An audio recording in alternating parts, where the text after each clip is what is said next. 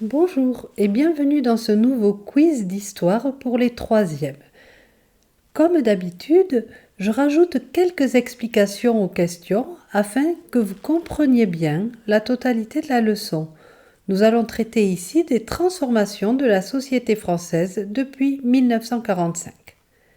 Première question, qu'appelle-t-on le baby-boom ? C'est la période de forte natalité qui s'étend de la fin de la Seconde Guerre mondiale à la première moitié des années 1970.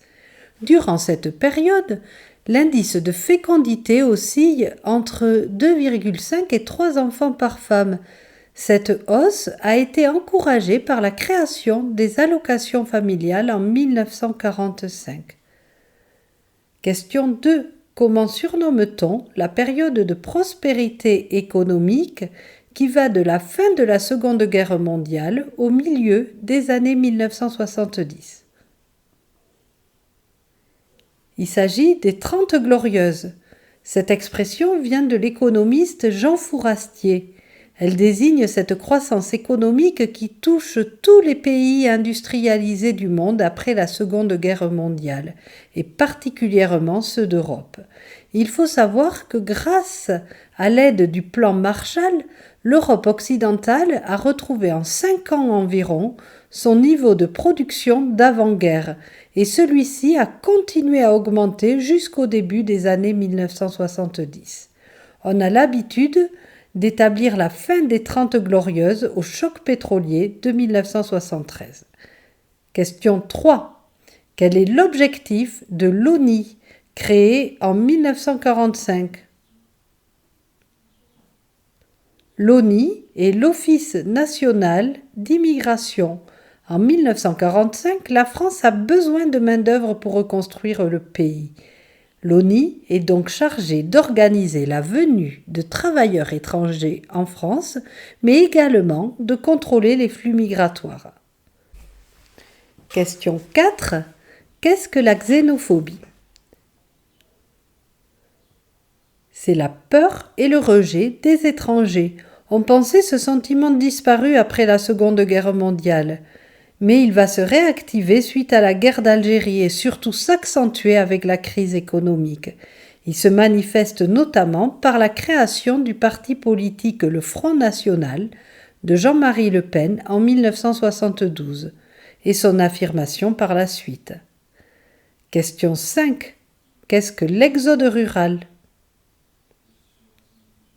C'est le départ massif des habitants de la campagne vers la ville. Pendant les 30 Glorieuses, l'exode rural est très fort.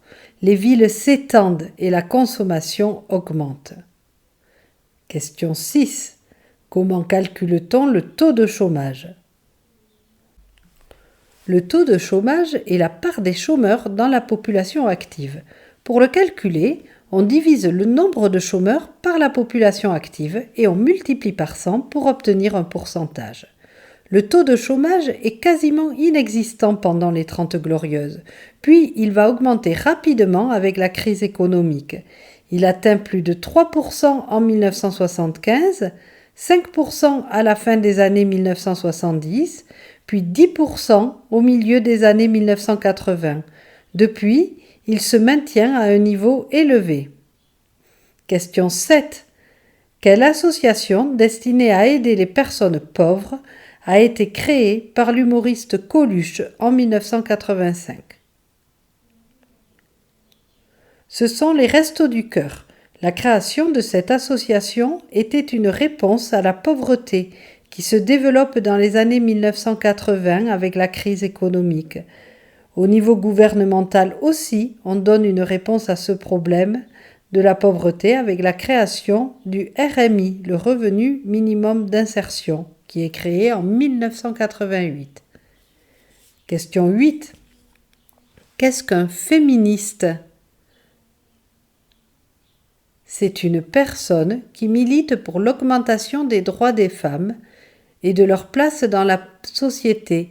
L'égalité politique est assurée depuis le droit de vote des femmes en 1944, mais dans la sphère privée et économique, les inégalités entre hommes et femmes sont encore nombreuses dans les années 1960 et même jusqu'à aujourd'hui. Question 9.